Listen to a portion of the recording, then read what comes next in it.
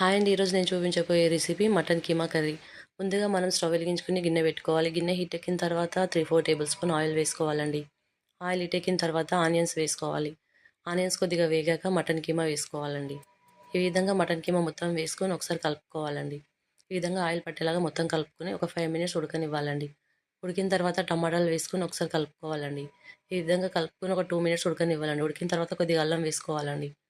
వేసుకొని ఒకసారి కలుపుకోవాలండి. కొద్దిగా కొత్తిమీర వేసుకోవాలి.